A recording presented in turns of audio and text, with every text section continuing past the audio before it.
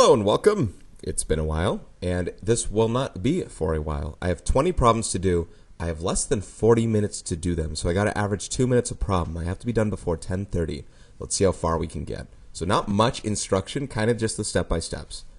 Given vector u is this linear combination, vector w is this combination, we're going to get vector v in terms of twice vector u plus 3 times vector w. We'll find vector v.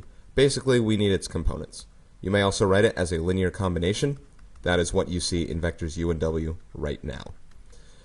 In fact, I'm going to turn vectors u and w into component form. That's 4 in the x direction and 3 down in the y direction. And then vector w is, this is 1 and negative 1. So this is 1 over in the x direction and 1 down in the y direction there. If I need to figure out what 2u and 3w are, I take that scalar value and I multiply it by the vector u here. So I'm going to distribute times 2 times 2, and I'm going to get 8 and negative 6. 3w will be 3 times these guys right here, times 1 times negative 1, and those components are 3 and negative 3. So when it comes to adding them, you can either leave it like this, and when you get to your full vector, vector v is the sum of these two guys. So if you're going to add these two, you basically add the components. That's 8 plus 3 for x's, negative 6 plus negative 3 for y's, and you get a resultant vector of 11, negative 9. Because when you add these graphically, they go tip to tail, head to tail, excuse me, and they and you get the result. If we went 8 over first, and then we went 3 over next, we went 11 over total, etc. If you want to write it as a linear combination instead, when you do that 2u plus 3w, that's going to be vector v equals 2u can be written as 8i minus 6j, that's right here, plus 3w, that's 3i minus 3j. Total combined like terms, that's 11i minus 9j. So either or is accepted there, either linear combination or component form. Number 2, a vector v has magnitude of 8 and direction theta equals 120. Find its component form. So basically, how far over in the x and y direction is it? If you start from initial position, which is, as we well know, 0 degrees, and we go a full 120, okay, we take a vector, let's make it green, we'll call it v. Here's a magnitude of 8, say, and we rotate it around 120 degrees, right here, about. Here's vector v. Its magnitude is 8, so this length is 8 here. This is 120. We have to figure out its components. How far from here to here do we go when we go to the left and up? Okay, we've done this kind of trig before here. If this is 120, this is 60. Okay, there are multiple ways you can do this. You can go by ratios here, which you're going to have to at some point anyway, but basically this is a 30, 60, 90. The ratios are 1 to 2 to root 3. So this 2 is growing to 8. So this negative 1 will also grow 4 times as large. That'll be negative 4. This root 3 will grow 4 times as large. That'll be 4 root 3. So you see 2 times 4 is 8, negative 1 times this negative 4, etc. So these are the actual components of that vector. Vector v has components negative 4 and 4 root 3. You could also set them up as sine and cosine. I could say cosine of 120 degrees. Cosine of 120 degrees is this unknown x. I'll call that adjacent over hypotenuse. And then you'll find out what this value is here, which you're going to get negative 4 again, because what you do, cosine of 120 is negative 1/2, and 8 times negative 1/2 is negative 4. So you can set it up that way with cosine. You could set it up the other way as well with sine, and you would be well within grasp of finding your answer. I'll be sure to do that again. I think the next problem asks this exact same kind of question. But these are the answers here. This is how far over you go in x and y using trig. Number 3, a unit vector has direction theta equals 120. Find its component form. I would have preferred to do this one first, actually, because it's the exact same stuff as far as direction goes and everything else here. This time it's a unit vector, though, so its magnitude is just 1. There's nothing to necessarily multiply by after. So this unit vector, I'll call it u. Its magnitude is just 1 here. Well, there will be something to multiply by. I forgot it's a 1. So what is this? What is this right here? Okay. Well, 120 degrees here means this is still 60, which means we have a 1 to 2 to root 3 relationship here, root 3 on the leg, 2. So I take this 2, what do I got to divide it by to get 1? Or what do I got to multiply it by? You divide it by 2, which is multiplying by 1/2. So these other values here, I also have to divide by 2. If this divided by 2 to get 1, then this divides by 2 to get negative 1/2. This divides by 2 to get root 3 over 2. Those are the components of the unit vector right here. You divide by essentially the magnitude of the vector you're looking at. If I was looking at a magnitude of 2, to make the unit vector, I divide by 2. So I'm going to get negative 1/2 and root 3 over 2. So it does take knowing your trig for these. Number 4, a vector v. Oh, here's some more. A vector v is magnitude 27 and direction theta equals 216. Find its component form. So more of the same. The difference between this one and the other ones here is this is not going to give us a special right triangle. It's going to give us just another one where we're going to have to use some calculator math to figure out the rest. So 216 degrees, here's 180, 210 is 30 down below, and 36 down below here is 216. So 36 down below here from the full 216. We got to find out the components right here and here. How far over, how far down. Let me call them x and y for now. We know that this magnitude of this vector here is 27, vector v. Magnitude of vector v is 27. Okay, so to find this one out, you do have to use trig this time, and I'll be writing exact answers. I guess I won't use the calculator, but I could give you numbers still to show you. Vector v's actual components then, if we're going to find x, we're going to do cosine. Cosine of 36 is adjacent over hypotenuse. So x is 27 times the cosine of 36 degrees. So that's going to be the x component of vector v. Okay. The y component, if you can imagine here, we're going to do sine of 36. That's opposite over hypotenuse. So y is going to be 27 times the sine of 36 degrees. So that goes here. So those are exact answers. That's probably what I'd ask you to leave with. But if you want to double check your, not double check, if you want to see that your answers make enough sense, if I calculate the rounded numbers, they should be less than 27. Otherwise, you wouldn't make a triangle. So 27 times cosine of 36 is about 21.8 units. 27 times sine of 36 is about 15.9 units. So, okay, fair enough. Those work out. Oh, by the way, these numbers would become negative now. Technically, you know what? I did something wrong up here. Technically, this isn't 36. What is it? It's 216. Right? These numbers should be negative. 216. And down here, 216. Now, it doesn't change anything in those answers I calculated below. As long as I made them negative, then I'm good. Right there. And that's it. An A-frame tool shed is 12 feet wide. So you can see there. This is like 3D. This is like the roof on the side, if you know what I mean. If the roof of the shed makes a 55, so it's all drawn. If the roof of the shed makes a 55-degree angle at the base of the shed, period, probably should be a comma, what is the length of the roof from ground level to the peak of the roof? Okay, so they're asking what the length of the roof is. They're asking about the roof, not the height of the building. They're asking for this.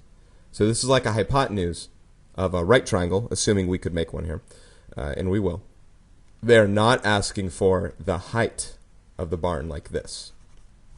Now, if you're wondering how you calculate length, do we do it, how far? Can I do it over here? No, you're going to go the closest distance from ground to roof, just like that. Right there. So if I draw it more in 2D, because we know now where the roof is, we have 55 degrees on the bottom of both angles, which makes this an isosceles triangle. If this is an isosceles triangle, both of these are congruent, which might not mean too much to you, but as long as you know it's an isosceles triangle, what can help here, as this whole thing is 12, is I can draw an altitude down the middle. Okay, I can draw an altitude down the middle of this guy right here. And your result is two congruent right triangles. these guys are both congruent because it's an isosceles triangle. So this is 6 feet, and this is 6 feet. So now you have some information here to be able to find out the length of this roof here. I'll just call it x. And I can use cosine. If I take the cosine, if I look at this right triangle right here, if I take the cosine of 55 degrees, I'm going to get 6 over x. Multiply both sides by x, and then divide both sides by cosine of 55, you get x equals 6 divided by the cosine of 55 degrees. That number is about, let's go ahead and round that, around to 3 decimal places. How about that? About 5.999, so 6.000 feet. Something looks wrong there. Whoops, I have a 6 in front. I was like, that doesn't make any sense. That's 6 feet as well. Hang on, I messed up. This is, let me try that again. 6 divided by, I put 6 times cosine of 55. 6 divided by cosine of 55 is, here we go. 10, I was like, something looks wrong there. It's about 10.461 feet. There we go. See, that was an example of saying, hey, that answer didn't make much sense, and I changed it. Number 6, find a unit vector in the direction of vector v. V equals 4I, component vector I, minus 3, unit vector here, j. Here we go. So v is 4, comma, negative 3. We're going 4 over and 3 down. So if we look at this on a graph, what you're looking for is 1, 2, 3, 4. 1, 2, 3. If I started from the origin for vector v, I'm going all the way over here. Here's what vector v looks like. Okay? It has some length of which we don't know yet. We just know its components. We want to find a unit vector that goes in the same direction. So basically what we're doing here is we're going to find a vector that has a unit that has a measurement of 1. So, you know, I guess technically it would be kind of short. It would be more like whatever. But it has a length of 1, okay? So we're trying to find that thing that goes in the same direction. So to do this is like doing one of the other problems that I did here. Gotta find out what this magnitude is. What is the magnitude of vector v right here? We'll do that by doing Pythagorean theorem. We're going 4 over and 3 down right here. Right triangle, square root of 4 squared plus 3 squared. Pythagorean theorem here. So this is a 3, 4, 5 triangle. So this length is going to be 5. So v's length here is 5. That is the magnitude of this vector. We know that this vector's length here, this unit vector, I'll call it u, is 1 because it's a unit vector. Okay? Now when they're saying find a unit vector in the direction of, they mean write out its components. So they say how far is this, how far is this. So to figure that out, notice that if we want to make this thing 5 times smaller to get 1, we're going to make this guy 5 times smaller as well. We're going to divide by 5 to get 4/5. We're going to divide this number by 5 to get 3/5. Negative 3/5, technically. So those are the components of this unit vector here. Vector unit u has components 4/5, which is 0.8, and negative 3/5, which is negative 0.6. There's your answer. You could also write it as a linear combination. 4/5 I, vector I. That's a j. 4/5 vector I minus 3/5 vector j. There you go. One or the other. Number 7, given vector v is 3i minus 2j and vector w is 6 vector I plus 1 vector j. Find the angle between vectors v and w. All right, to give you a drawing to start,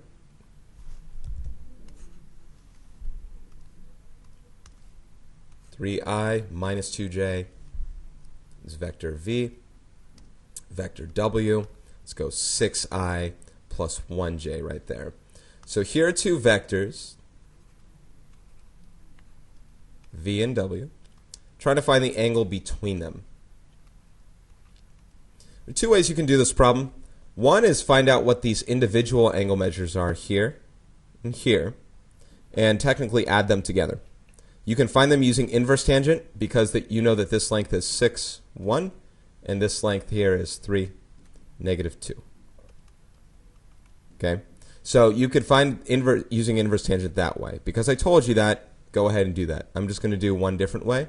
I'm going to do the, going to use this other formula right here. You can find the measure between two vectors by doing cosine of theta right here. By the way, when I said add these two angles, notice that this angle would become a negative one. So make sure it becomes a positive angle so you can add them both. Anyway, what I'm going to do here is v dot w, vector v dot vector w, divided by the magnitude of v times the magnitude of w. If you were going to ask which one would be quicker, actually I think the inverse tangent one would have. So I got to do v dot w here. 3, negative 2 for vector v. 6, 1 for vector w. Here we go. V dot w, we're going to do 3 times 6, x components multiplied together, plus negative 2 times 1, y components multiplied together. It's 18 minus 2, which is 16. That number is going to go on top. So for here, we're going to put on 16. On bottom, vector v, magnitude of. Vector v is the 3 over 2 down. So magnitude of vector v, we got to do Pythagorean theorem here. Square root of 3 squared plus 2 squared. Understand that the 2 is negative, but when we square it, it becomes positive, which is root 13. I'm just going to leave it like that. That's magnitude of vector v. Vector w, magnitude of, is square root of 6 squared plus 1 squared, which is square root of 36 plus 1, which is square root of 37. So times root 37. So all of these things together will form a ratio. I'm actually going to do 13 times 37 on the bottom here and write it under 1 square root hat. That's square root of 481. So this is cosine of theta equals 16 over square root of 481. So theta is the inverse cosine of this guy. And this is what I'm going to calculate, 16 over root 481. This is going to be about 43.2 degrees. About there. And that makes sense. You know, just from the drawing. It makes sense. I'll leave it at that. Number 8, find the angles between v and w. Same exact premise. Here, how about this time I do the opposite way? This time I'll do the tangent stuff. So I have variance of one and the other, and for the sake of time, maybe this is going to be faster.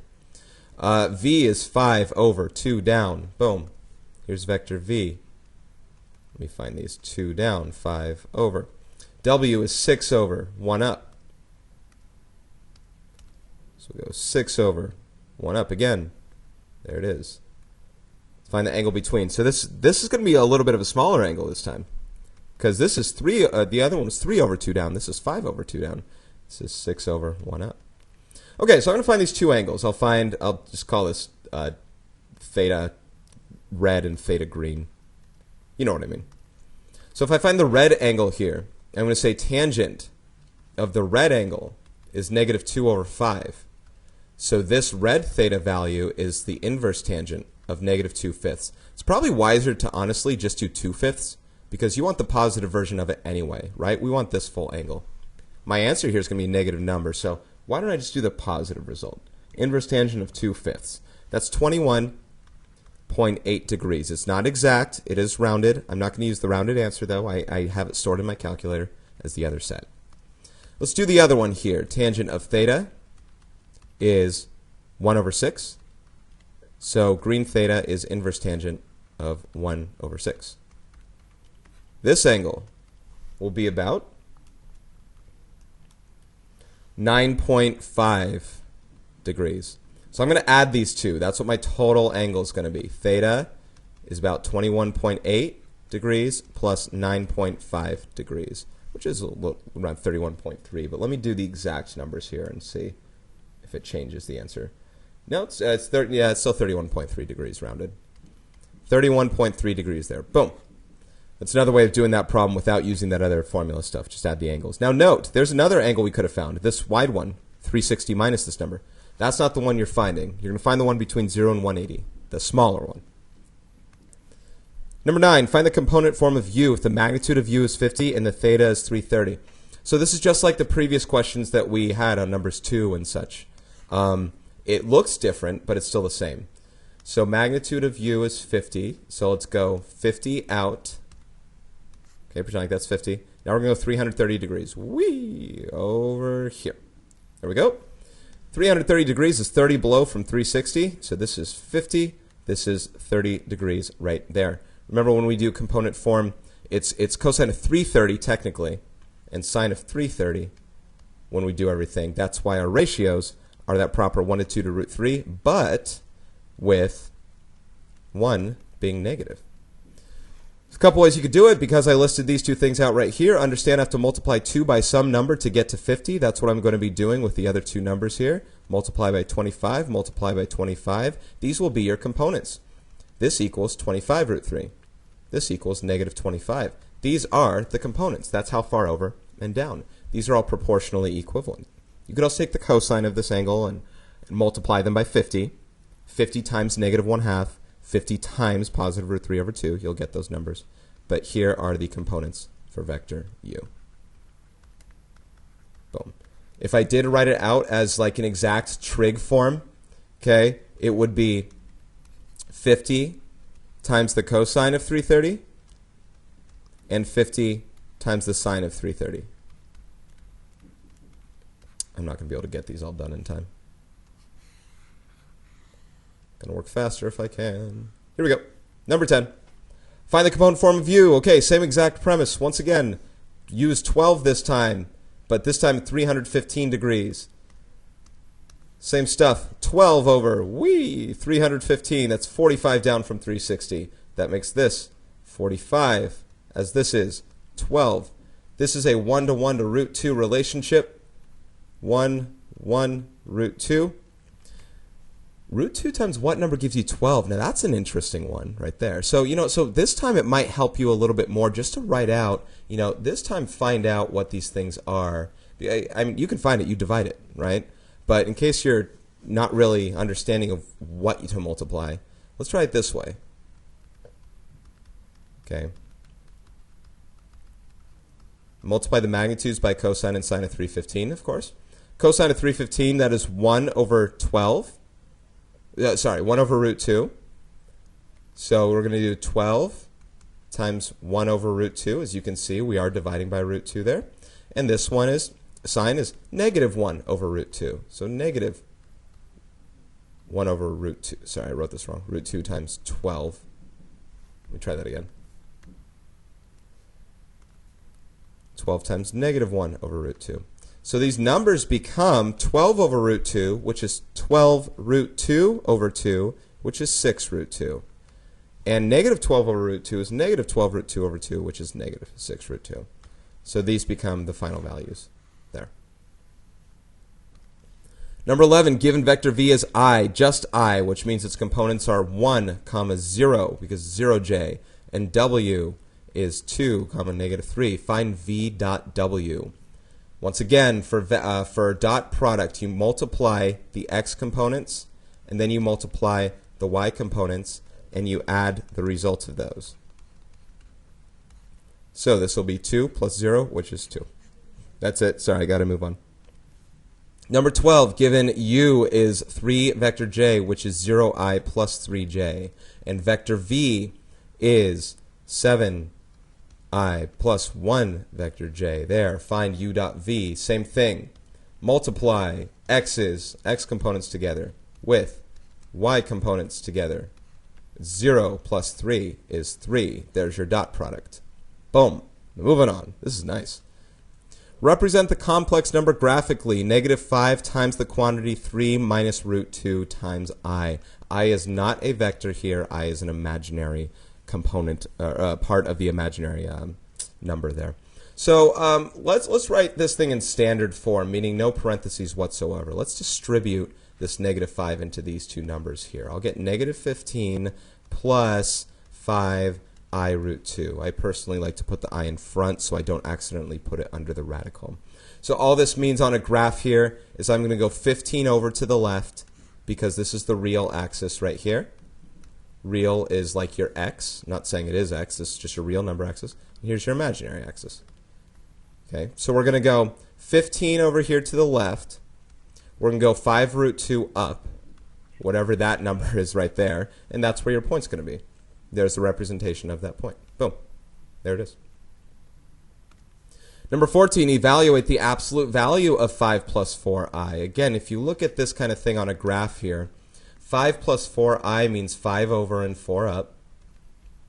Okay, 4, 5 to do. Here's the point itself. When you're doing absolute value of, you're finding its true distance from 0 right here. Okay, that's by using this right triangle right here. This is 5 and 4, and what is this value? I'll call it r, which is the absolute value of this guy.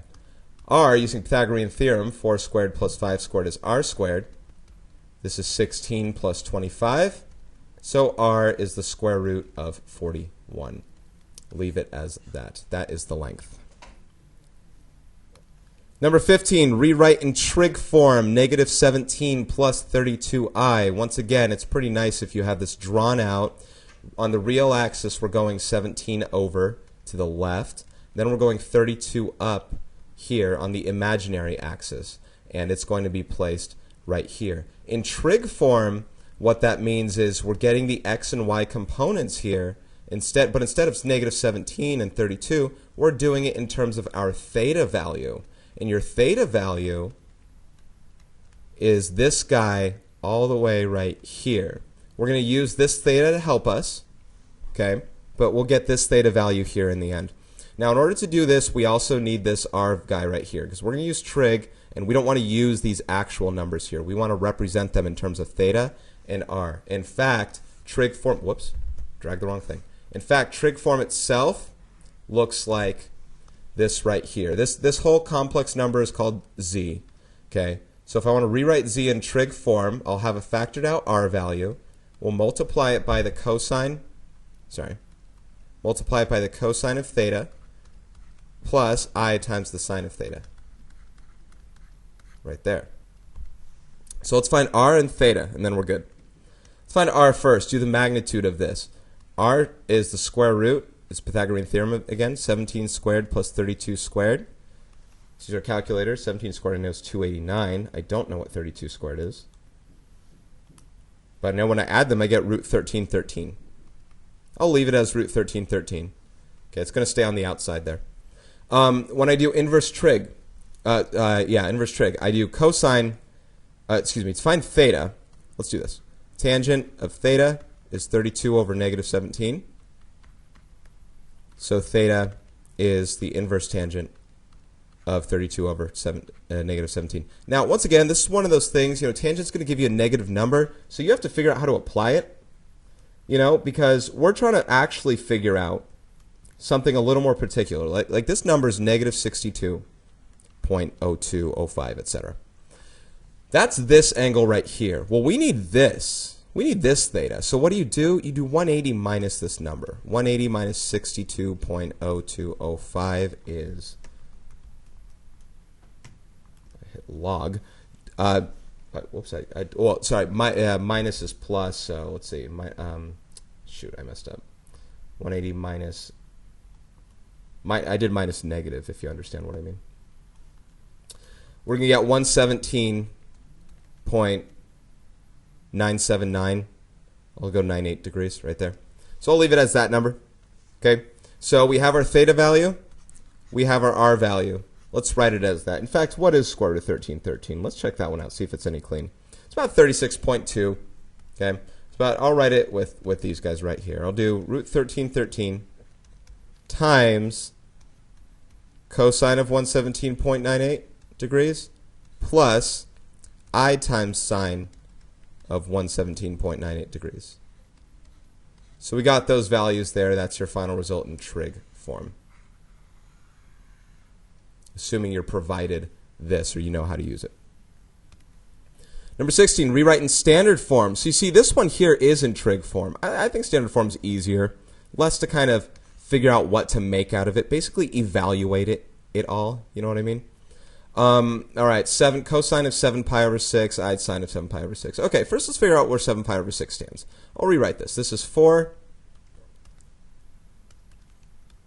times cosine of, that's 210, plus I times sine of 210.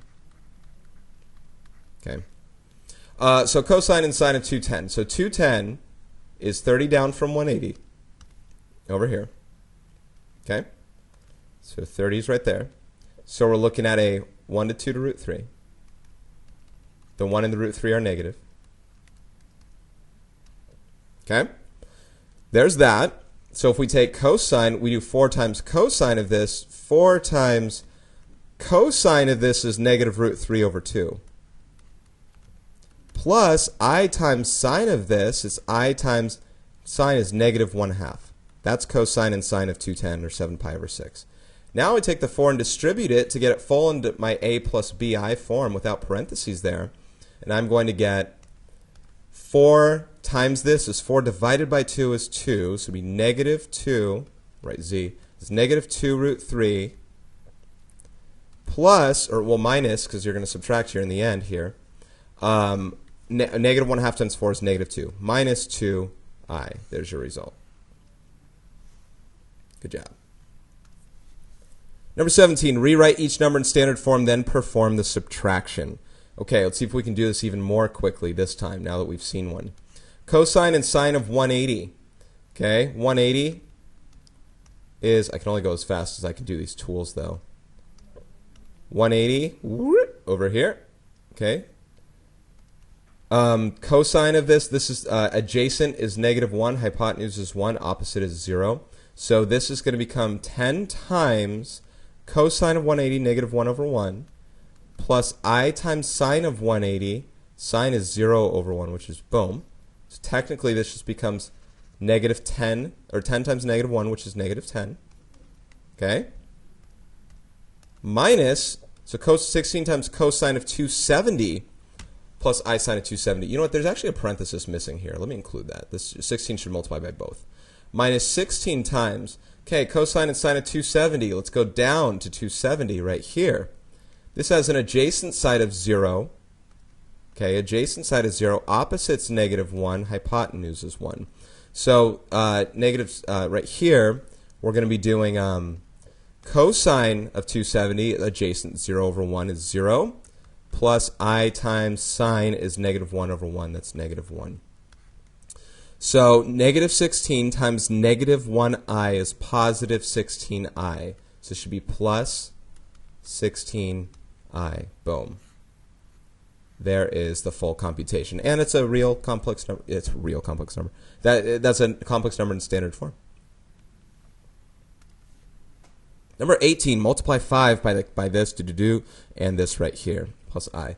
Okay, this stuff gets a little hectic here. First of all, when you multiply two things here, if you multiply two complex numbers, z1 and z2, using r and theta and all that such, we're going to multiply these guys in front, the magnitudes. I call them magnitudes, you know, they're complex. And what we're going to do inside here is we're going to add the angles of the cosines, and we're going to add the angles of the sines right here.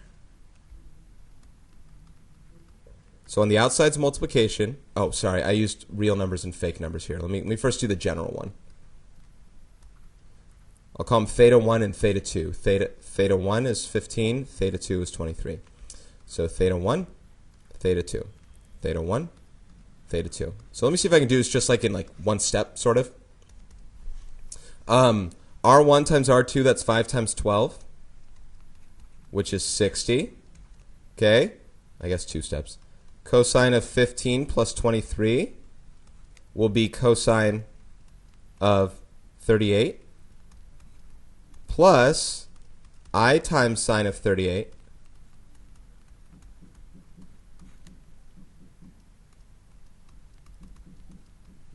and there's like an exact answer. That's in trig form there. You know, you have the magnitude stuff and then whatever else there. If you wanted a whole number, or excuse me, if you wanted your standard form here, I can probably do some of this during brunch as well, I guess. I'm going to multiply 60 by cosine of 38 in my calculator, and 60 times sine of 38 in my calculator.